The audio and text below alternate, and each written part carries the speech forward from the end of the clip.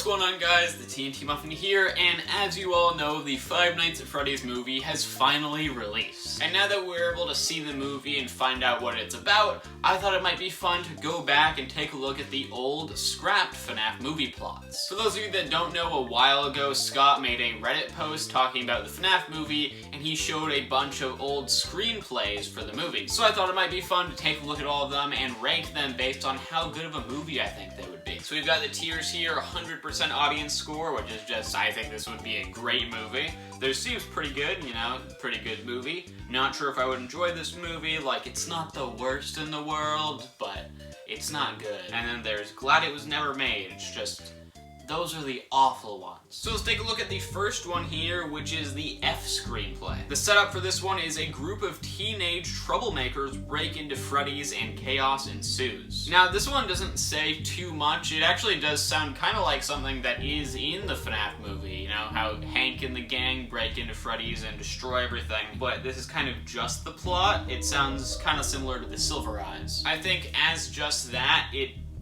doesn't sound too interesting. I don't really like them breaking in. I think it would make more sense to have it based on more like the games where, you know, you're a night guard spending 5 nights at Freddy's. So I'm gonna put that one in the not sure I would enjoy this movie. I also want to mention here that in the problems section for the F screenplay, it says, although a pretty basic setup, there were a lot of odd choices here, which only got weirder as the story continued.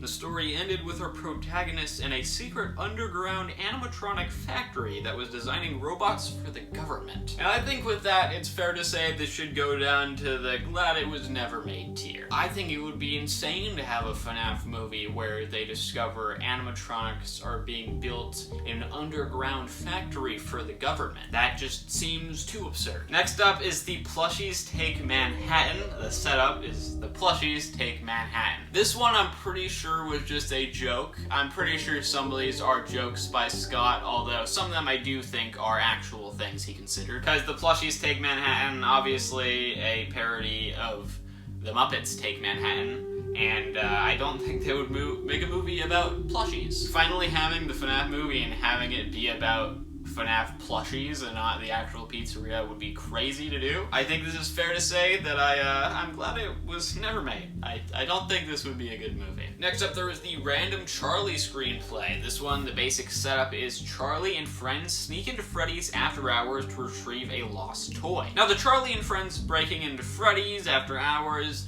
that makes sense. That is kind of like the Silverized because they did break into Freddy's. Although this one sounds like it's while the place is still up and running, and it's not just them finding it, it's because they want to get their old toy back. Now again, this one, it doesn't really seem like a movie. Like, it doesn't really say what's happening, and I don't see why it would be 5 nights. Because you're breaking in there, you're going to get your toy, so that should only take 1 night. Why are you spending another 4 nights at Freddy's? As just this, it doesn't really make much sense. I don't think it's the most awful thing in the world, but I do think that I'm not really sure if this movie would be that good. Now we get on to some more interesting stuff here. We have the Silverized screenplays. Now this one is a bit different from the others because it's not just one random thing thrown out there. It actually had multiple versions worked on. Like you can see here, basic setup is Kira and I both worked on 3 versions of Silverized screenplay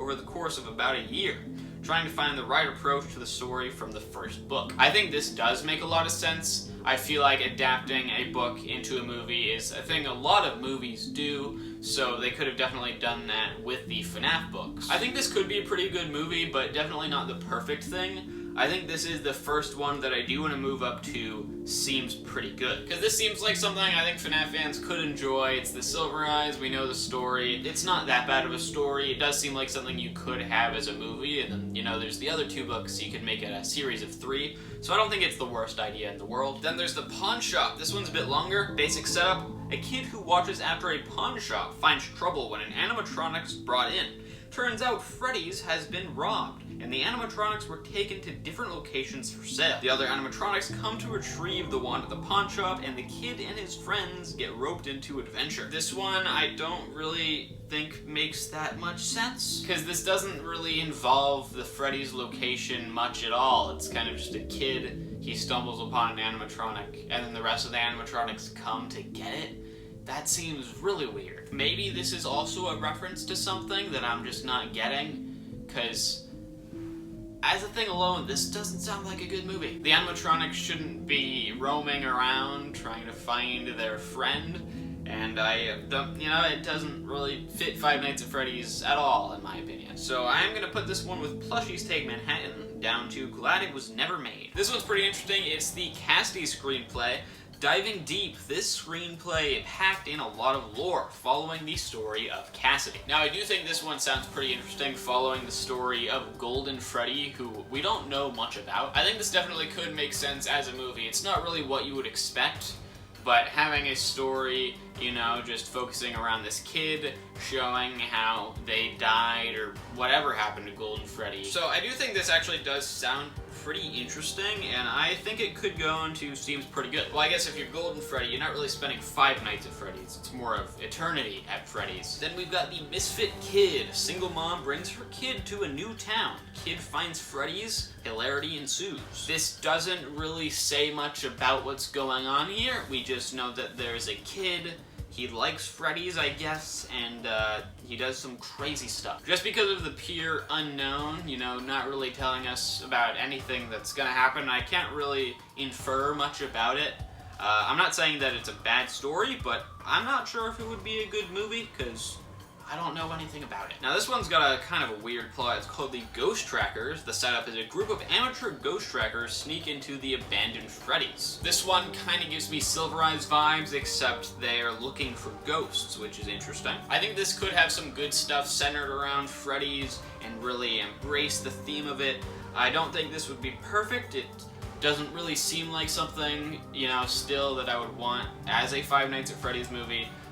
But it doesn't seem that bad. I do think this sounds like a movie that could be pretty good, but it doesn't, hit the mark for me. Second to last one here, we've got the Insane screenplay. Basic setup is another Ghost Tracker variation. This one involved the Funtime animatronics, underground ball pit tunnels, and a marionette out for revenge. Right off the bat there, gotta say, doesn't sound good. I think it sounds cool to have Funtime animatronics, the marionette out for revenge, but ball pit tunnels seems a bit weird. And Funtime animatronics definitely don't seem like something we would want in the first movie. So I feel like this one, honestly, I'm gonna throw into the Glad It Was Never Made box, because I would not like this to be the first FNaF movie. And then the last one here is the Mike screenplay.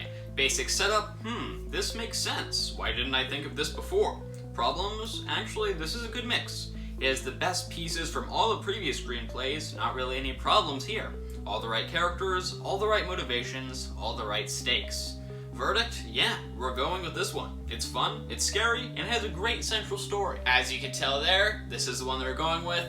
This is the movie that we got. And I think it's fair to say, out of all these things here, Mike's screenplay worked better than these probably would, and I think it was a great movie. Don't tell anybody, but I'm actually recording this before I'm watching the movie, but I just know it's gonna be really good. I don't think it's the best FNaF movie they could have made, but out of the stuff that we see here that they could have done, this is definitely the best.